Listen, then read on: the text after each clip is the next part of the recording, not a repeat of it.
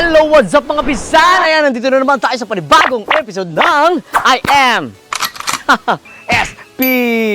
Alright! So yun mga pisan, familiar ba kayo kung nasaan ako? Mga pisan, ayan, nandito tayo sa lumang farm ni SP. Ayan, sa EGP Chong Game Farm. Ay mga pisan, dahil may mga nagtatanong sa comment section, pisan, kamusta na ba yung dating manukan mo? Ayan, at sa mga bagong subscribers po at followers po natin, ayan, ito po yung humble beginnings ni SP. So ito nga pala ang pinamagatang. Balikan natin yung dati. I love it, ano? Wala na mga pinsan. Gusto ko lang kayo igala dito sa luma naming farm. Kumbaga sa pinaka una nating manukan. So tara mga pinsan, gala-gala tayo dito sa sobrang tagal na panahon na dito tayo nagbablog. Balikan natin, tingnan natin kung kaya pa natin. Let's go! Tara mga pinsan, igagala ko po kayo dito. Ayan mga pisan, konti lang yung changes dito kasi ito ay wala pa dati. Dito na kasi si Airpods nagmamanok eh. Kumbaga siya na yung binibigyan natin ng sisiw para yan, mapalaki-laki niya dito. May mga tatsaw siya dyan. Tapos ito, bodega natin yan dati ng ating catering. Dahil nga marami tayong sinubukan mga pinsan na negosyo is mga pumalpak. Alam niyo naman mga pinsan, hindi tayo takot pumalpak dahil ang pagpalpak ay boundary yan ng pagkatuto. Anak anang. Ayaw pa sabihin, bopis ka! Di ba mga pinsan? Ayun, tara, gala tayo dito. Ito yung mga, ano ni Papa, yung mga tatsaw-tatsaw. Oh. Dami lalaki na, oh. Sarap ng tignan, oh. Ayan.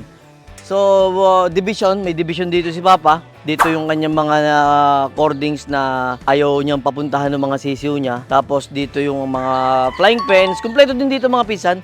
May mga flying pens din dito. Pwede sa breeding, pwede sa mga pine-prepare. Ayan. Kasi si Papa is isa sa ano natin mga pinsan sa satellite natin. Ay, sa satellite? Hindi kasi si Papa, pagka pipili lang siya dyan ng pangkanya. Tapos, yun na. Hanap buhay na, no? So, ito, mga pisan, ganun din yan kung ano yung bakuna nung sa akin, ganun din yung bakuna ng kanya. Basta kung ano yung nangyayari sa farm, siya rin yung nangyayari dito. Kaya kung ano yung healthy ng nasa farm, siya rin healthy ng nandito, yung mga pisan. Tapos yun, ayun, binigyan ko siya ng sisiw. O, ayun mga pisan, 150 heads yan. Hati sila dyan ni Kuya Hawi ng aking bayaw. Kasi syempre, dito sa ating hanap buhay is, kumbaga, tulong-tulong, sama-sama. Hindi porket ako yung may hanap buhay is pang akin lang. Siyempre, sabay-sabay kami nagsimula ni Papa. At kung bakit ako nagmamanok ngayon dahil din naman kay Papa. Di ba? So, ayun. Kaya, itong manukan na to is sinusupervise si Papa. At dati-dati gusto nyo kasing maglibang-libang. So, si Papa ngayon, anytime, kaya niya makapaglibang dahil nga, naiplano namin na mabuti. So, ayun mga pisan, ito yung kanyang dance floor. Layo mo doon. Ito yung mga pisan. Ito yung dance floor ni Airpods. Ang nangyayari dito sa rueda na to, igsasayaw-sayaw sa dyan. Yan, kaya, ati mo? Yan ang training ground niya.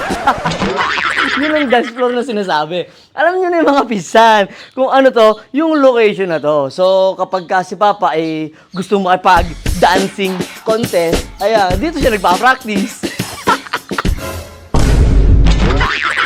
Diba? Yung mga pisan. Tapos, dito tayo sa labas. I-discuss ko sa inyo, as you can see guys, as you can see. Ito yung aming talian dati. 35 na tali lang yun nandito. Ito pa lang yung location natin is masaya na tayo eh. Wala man tayong masyado pang hinihiling dati. Kumbaga, araw-araw, grind lang. Hindi naman grind, kumbaga. Yan, si Jobit, si Boy.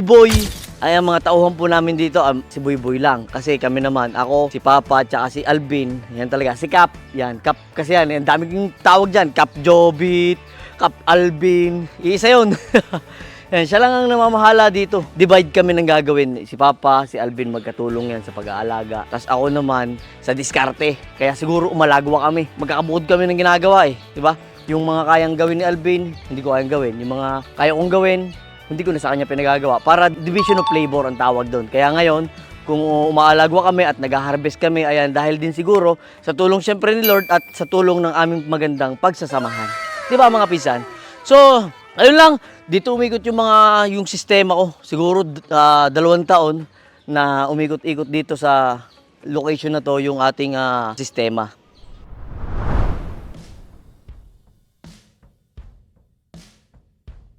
Eto mga pinsan, yung isa sa favorite spot ko na feeling ko kasi pag nandito ako sa gitna na to, na ginagawa ko yung video, may hawak akong patuka, maghahagis-hagis lang ako dyan sa mga sisiw natin before. So, ayun mga pinsan, sinusulit ko talaga yung area kung saan kayang-kaya kong mag-vlog ng komportable ko. Kumbaga, feel na feel ko yung mga ginagawa ko dati na ginagaya ko lang din sa ibang manukan na feeling ko itong background dati na to sobrang lawak na talagang nag-i-imagine ako ng parang imposible. Ganun yung thinking ko dati na hindi talaga buong buo sa loob ko na kaya ko yan, mangyayari to, alam mo ganyan. Pero kiniklaim ko na sana mangyari, kiniklaim ko na mangyayari to. Pero hindi ko alam na talaga mangyayari, kumbaga nasa 70-30. Yung porsyento is 70 na malakas yung loob mo, 30% na duda ka rin kung mangyayari o hindi. Ay, sino ba namang nakakaalam ng future? Pero at least, nandun yung time na malakas yung loob mo sa mga kaya mo pang gawin. So, dito lang ako sa upuan na to, nagdi-discuss ako, may manood at wala.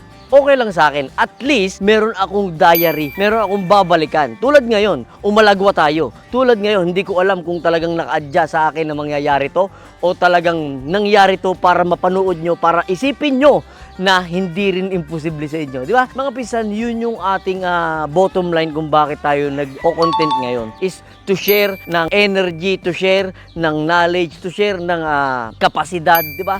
Yun mga pinsan, yung aking iniikutan lang dito dati na masaya na akong ganyan, pahagis-hagis ng patuka. Nakakapag-vlog ako ng araw-araw. Mga pinsan, usapang content muna tayo. Yung sa mga pagko-content talaga dati mga pinsan, nag-shoot kami ni Alvin ng 4 times. Talagang 4 na content sa loob ng isang araw. Ganun kami kagaling. Ay, hindi pala kagaling. Ganun kami ka-determinadong mag-content nun na hindi namin iniisip kung may manonood o wala. Basta kami lang. Gawa lang kami ng gawa at baka sakali nga na kumita sa pagbablog dahil uso yun yung vlogging, di ba?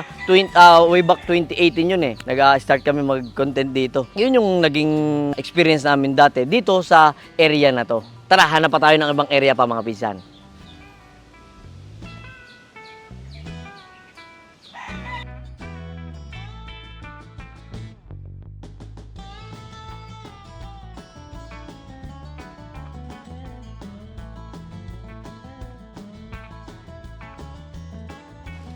Ayun mga pinsan, another view na naman dito sa ating location. Ganun yung ginagawa ko dati talaga mga pinsan, na sagad talaga sa wakod yung camera para magmukhang farm na farm yung dating ng ano ko. Ganun talaga ako mag-imagine talaga dati na diretso TV natin, tapos may mga pintura pa. Ayun mga pinsan, yun yung ang ginagawa namin dati is yung 4 na sulok ng manukan na to, naging 15 sulok siya. Kumbaga, palipat-lipat lang talaga ako ng pwesto, araw-araw. Ganun ako ka-determinado mag-content dati. Hinahanapan ko ng angulo, hinahanapan ko ng view, yung area na to. Mga pisan, ito po ay 700 square meter lang. 700 square meter, pwede ka na talaga magsimula ng iyong manukan. Meron kang 30 tipis, inabawasan na to eh. Gawa ng meron kasi doon na barn, si Papa doon ng mga sisiw. Ayun, yung dati natin bodega. Yung 700 square meter na area. Dito nga mga pinsan, nanakawan pa din kami dati. Basta ang daming memories dito sa manukan na to. Kaya ito ay manukan pa rin. Siguro hindi na magbabago ang mapapalagay dito. Manukan na to long term. Kumbaga habang ako'y nagmamanok, habang ako'y namamalagi dito sa mundo, wala ako ibang gagawin dito, manukan lang. Kasi sobrang memorable nitong area na to kasi dito nagsimula yung aming pangarap ni Papa, pangarap namin ni Kap Alvin, hanggang sa umalagwa na, hanggang sa pati bayaw ko may farm na rin. So pati yung ating mga followers may farm na din. Yun yung ating memorying babalik-balikan dito sa lugar na to. Kaya mga pisan, yung 4 na sulok, naging 15 sulok na. Hinahanapan ko talaga kapag ganitong oras, hindi ako pupwesto dito. Bakit? Kasi against the light napapansin nyo, mas maliwanag. Pupwestuhan ko tong area na to kapag hapon na. Kumbaga sa ulo ko na yung daloy ng init ng araw dito sa 700 square meter na to. Talagang halos lahat ng TV na pwestuhan ko na bago tayo maglipat ng ibang location. Ano ba ang aral dito mga pinsan? Ang aral dito mga pinsan is huwag kang matakot sumubok sa bagay na ikasasaya ng puso mo. Di ba mga pinsan, ako, kaya naman ako nag-start din magmanok. Pangarap ko para kay Papa na umalago eh. Pangarap ko kay Papa na anytime kapag gusto niya maglibang, makakapaglibang na siya eh. Di ba? Hindi ko man sukat akalain na darating tayo sa puntong pagkakataon ngayon na anytime si Papa ay makapunta sa lugar kung saan siya talaga pinakamasaya. Alam niyo na mga pinsan is anytime na ngayon kaya na niyang magawa. Kasi meron na tayong pansuporta sa kagustuhan ni Papa. At syempre si Papa, naghahanap buhay din naman talaga ng sa kanya. Maayos din. Meron siyang incubatoran, tapos may bilyaran siya. Tapos ngayon, magtatayo na siya ng sarili niya ring manukan. Kaya ibabalag din natin yung mga pinsan. Syempre, tutulong-tulungan din natin si Papa. Kilala ko kasi si Papa eh. Mas gusto ko kasi niya yung talagang, siya mismo talagang bubuhay. Kaya ko naman, kasi yun lang yun. Yung binubuo niya ngayon. Hindi ko alam talaga sa madalas sa pagkakataon, gusto kasi ni Papa talaga, siya talaga yung siya talaga yung gagastos para feel niya talaga. Pero at the end of the day mga pisan, siyempre anak tayo. Sino ba namang may ayong mapaigi ang posisyon ng magulang, 'di ba? Kaya nga mga pisan, parang ito nga parang life hack nga 'di ba? Life hack lang 'to mga pisan na sa napapansin ko, kung sino talaga yung mga taong talagang labis na pagmamahal sa magulang, is siya talaga yung umaalagwa sa buhay. Kaya mga pisan, kayo habang nandiyan pa rin mga magulang nyo, bigyan nyo rin ng atensyon, kung labis, magbigay. Kadalasan naman kasi sa mga magulang natin, hindi naman talaga nangihingi yan Kadalasan, wag lang tayong humingi, tulong na sa kanila. What more kung tutulungan mo pa sila? Parang parang pag hindi mo talaga pinagdamutan yung magulang mo, si Lord talaga yung bahala magbuho sa'yo, ito pa sa'yo, ito pa ang sa'yo, ito pa ang sa'yo. Yung parang ganun mga pisan. That's life hack para sa akin. Kumbaga, yun yung naisip ko lang. Ayun, dagdag lang din sa inyong pamumuhay. Ayan, usapang pwesto ulit mga pisan. Off camera, pagka pupunta ako dito sa hapon, wala, tumitingin-tingin lang din ako na ang galing nga talaga ng buhay. Hindi mo talaga masasabi yung panahon kung sino talaga yung iaangat at papaalagwahin. Tutuusin, nung nag-aaral naman ako, Bopors naman talaga ako. Ropor. Tapos ngayon, mga pisan, kahit naman papano, advantage tayo sa kung anong meron tayo dati, hindi sa ibang tao. Mga pisan, never ko po ginawa yan. Na ikumpara ko kung ano yung posisyon ko ngayon sa posisyon ng ibang tao. Kinukumpara ko ang sarili ko sa dati ring ako para maramdaman ko at para makita ko kung ano na ba talaga yung hakbang na meron ako. So, ayun mga pisan, nililingon ko lang kung ano yung meron sa akin dati. At syempre, ayoko naman doon dumating sa posisyon na ito na lang ulit ang meron tayo. Ayoko kasi nung ganun mga pisan. Na dati kasi may kalaro ako nakalimutan ko na, tapos ang dami niyang tinuturo. Tumatak talaga sa akin yun dati amin daw yan, dati may ganyan daw kami sasakyan, dati yung bahay nila ganito, amin din daw yan. Na alam mo yung ganyan, dati amin. Ayoko kasi maranasan yun sa mga anak ko na amin yun dati, amin to dati. Kaya takot ako mag-fail, hindi na para sa sarili ko Takot ako mag-fail kasi may mga next generation na para sa akin. Diba? Ano man ang maging plano nila sa kung ano na ipundar natin ngayon, bahala na sila. Pero tayo, habang tayo is nandito pa, maging blessing tayo sa iba, maging blessing tayo sa pamilya natin, sa magulang natin, at sa ibang tao. Perfect yun. Perfect na design yun para sa purpose mo sa buhay. Ayun mga pisan. Dito yung dati naming gradas. Ayun yan yung dati naming gradas. Pasensya na mga pisan, may binubuo kasi si Papa mga tubo dito magbubuo siya, kami ng panibagong manukan ni Papa. Yan, doon sa papakita natin yan soon. Ayan, pakita muna natin tong incubator ni Papa. Yon mga pisan, dito yung ang area ni Papa ng incubator. Marami nagpapasalang dito. Dati mga pisan, dito lang din ako nagsushoot. Upo ako, nandyan yung camera. Basta halos araw-araw gumagawa kami ng 3 content. Dito, doon, dito sa kabila. Ayan, kaya mga pisan, sarap lang balik-balikan. Pero ngayon, ayan, incubator na to ni Papa, kaya sa mga gusto magpasalang dyan, ayan, 12 pesos lang per salang. Ay, yung mga pisan. Tapos ito naman yung manuko ko dati na binabaha. Tuturo ko sa inyo mamaya kung paano maiiwasan yung sobrang baha. Yep, that's me. You're probably wondering how I ended up in this situation. Yung kaninang ituturo ko sa inyo yung technique kung paano hindi magbaha, hindi ko alam yun. Ano ha, iyahampas ko yung kawali. Ang problema ko kung paano sila patutukain ngayon. Hindi kita matutulungan. Suluhin mo yan. Yan, itong area na to. So, ganun pa rin. Dito pa rin ako maghahawak ng tripod sa sulok na to. Ayan mga pisan. Yung manuka natin dati na nirerentahan. Dito tayo nagbablog. Dito tayo nagko-content habang binabaha. Dito tayo nagko-content habang umuulan. Itong area na to is 500 square meter din. Nirentahan natin dati ng parang nasa 15,000 lang din yata. Isang taon. Way back 2017, 18 yan. Dito tayo nagpa-farm. Yan. Tapos, dito na ako nagko-content. Wala lang, naalala ko lang na yung palang mga ginagawa ko dati is challenges na pala yun. Challenges na pala, since ini-enjoy ko, di ko na siya makitang challenges, no? So, yung pala yung mga pinsan. So, itong area na to is haba yung pinagsamahan namin ito. Kaya inutay ko din mga pinsan na mabili din to. Oh, mga pinsan, ito akin na po ito. Amin na po ito, nabili na po namin. Pinagawa ko lang na basketball court para sa mga kabataan. Tapos yun, area na yun is nabili na rin natin. Yung may bahay na yun kasi kasama pa siya doon sa Manukan dati. So, sabi ko nga sa sarili ko, pagka at least medyo nakaipon-ipon, bibili na rin natin doon kasi malaki yung alaala ng Manukan na to sa amin eh. Ng area na to pala since naging Manukan na kasi namin to. So, ayun mga pisan, kahit naman papano is nakakautay-utay tayo. At hindi ko man mapakinabangan ng maayos, kumbaga hindi ko man mapagkitaan, at least yung sa mga anak ko, kay Monene, kay Cindy, tsaka kay Wancho, bahala na kayo dito. Di ba? So, yun yung part na masaya din para sa akin. Kasi nandito rin sila mama, nandito yung mga kabataan, napapanood ni mama at papa, nagliliga dito. So, masaya na rin. Masaya na ako kapag masaya yung magulang ko. So, ayun mga pisan, ito, pinakikita ko lang yung area kung saan mahaba yung pinagsamahan namin.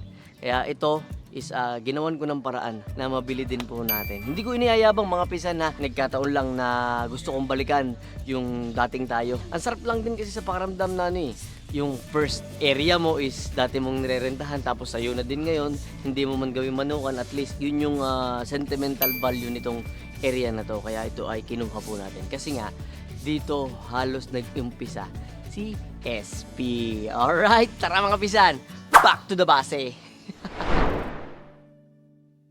Ayun mga pinsan, dito naman sa place na to is pinakagusto ko. Madalas dito ko nag-e-ender nung ating content before. Marami akong nagiging video. Dito talaga ako nagtatapos sa area na to. Kasi mga pinsan, relaxing dito kasi may punong mataas eh. Ay nako. Ay. Niisip ko lang dati, mga pinsan, na sobrang dami kong gustong gawing content, na naubos ko na siguro yung content dito sa lugar na to. Kaya marami akong nire-reach out na mga kapwa natin na magmamano, mga farm nila, mga malalaking farm. Minessage ko po yan, nag-message po sa kanila. At pinakamaganda naman na nangyari is napaunlakan naman ako. 2 out of 10 yung aking minessage is 10. Dalawa yung nag-confirm, dalawa yung aking natatandaan na ginawan ko ng content, which is si Kuya Dave Lau at si Kuya Edlum Lumbres, which is pares pantagay dito sa Tanawan. Willing naman ako na tumawid sa malalayo. Nag-confirm lang sa akin at nagpa-unlock lang sa akin si Kuya Dave Lau. Kaya memorable sa akin yung content namin ni Kuya Dave. Kasi bawat lugar may iba-ibang challenges. Example, dito sa atin sa Calabarzon, I believe matapang masyado dito yung IBD. Mas familiar sa Gumboro. Dapat alam natin yan. Yung mga nasa norte naman, I believe meron silang sariling parang yung mas challenging na tumatama na sakit. So, yung program, that would vary kung ano yung para sa lugar mo.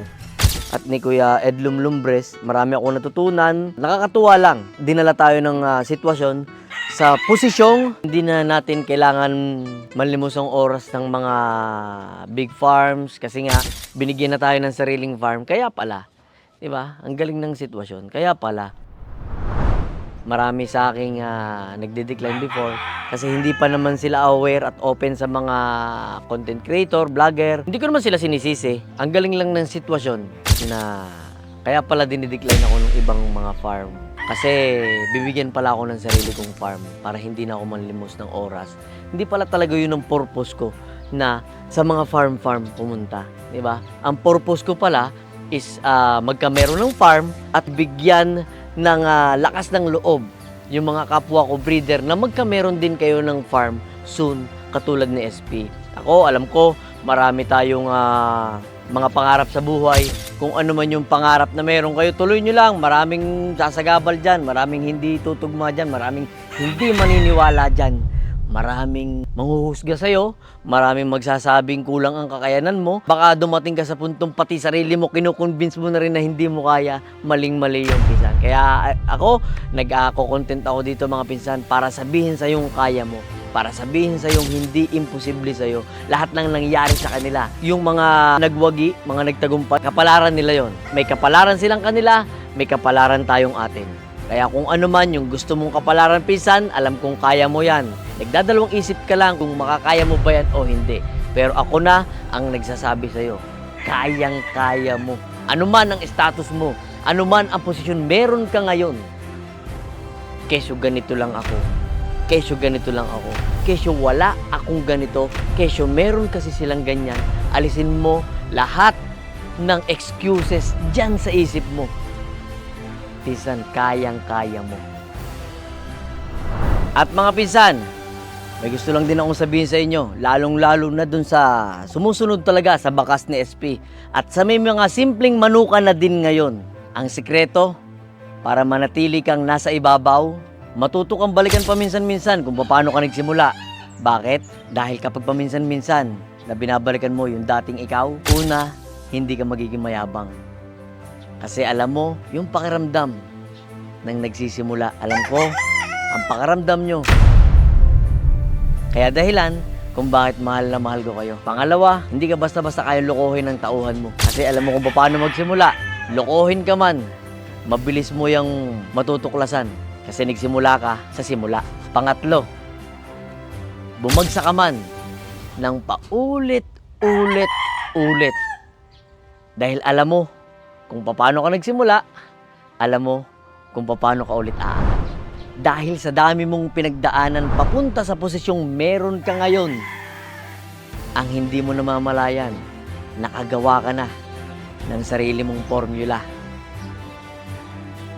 Kaya huwag kang matakot, pinsan. Kaya mo yan. So paano mga pinsan? Maraming salamat. Ako nga pala si SP na nagsasabing, huwag kang matakot balikan ang dati. Maraming salamat. At ayun ang content natin for today. Maraming salamat mga pinsan dahil ikaw ay nanatili. Ngayon, kung ikaw naman ay hanggang ngayon ay nanonood pa, paki-hashtag naman dyan sa comment section. Hashtag dati. Hashtag dati lang para alam ko lang na natatapos mo yung content. At syempre mga pinsan, dahil binalikan natin yung dati nating pagko-content, ayan, ito mga pinsan ang magandang sorpresa. Isa-shoutout natin mga kaibigan. Dati kasi mga pinsan, nagsha-shoutout ako eh. Ngayon magsha-shoutout tayo para yan, i-comment mo sa baba kung ano yung shoutout mo pala. Isa-shoutout natin yan tulad ng dati. Alright mga pinsan, ayan, shoutout kay Ryan Atilano ng Tansa, Cavite, kay Alan Jeff Enriquez ng Zamboanga, kay Eric Zon Azucena, kay Romeo Francisco Mendoza, ayan, kumpare ni Pisang Boying. Ayan, kay Ronnie Dimaano from Ibaan, Batangas, kay Nico Oroña, ayan, si Nico Oroña, hindi po nagmamanok yan, pero lagi tayong pinanonood niyan. Kay Joshua Trinidad, na lagi nating kadansingan, at hindi pa rin siya nakakaisa. Kaya pisan, magkaibigan na tayo. Ayan, kay Ian Calabia, na nagbigay sa akin ng bracelet sa Expo, at kay Christopher Bonsa ng Perth, Australia. Ayan, at isasama na natin sa shoutout din natin ang ating mga pinsan, talagang legit na pinsan natin. Ayan, si Pinsan Roman, na asawa ni Pisang Mika, at si Pisang Melvin, na asawa naman ni Pisang Carmela. Ayan, shoutout. Maraming salamat sa pagbibigay nyo ng tilapia. At syempre maraming salamat din sa magandang samahan natin sa camping, sa gym buddies, ayan mga ano. At syempre, ito ang hindi ko paalisin sa ating shoutout. Last na, ayan si Pisang Bahaw. Pisang Bahaw, sabi kasi sa akin, Ate Yubi, lagi mo daw ako pinapanood dyan sa TV nyo. Kaya, Hi dyan sa TV niyo, Pisang Bahaw. ayan, maraming salamat mga pisan. At kita-kits sa mga susunod na episode ng I am SP. Love you. Baum.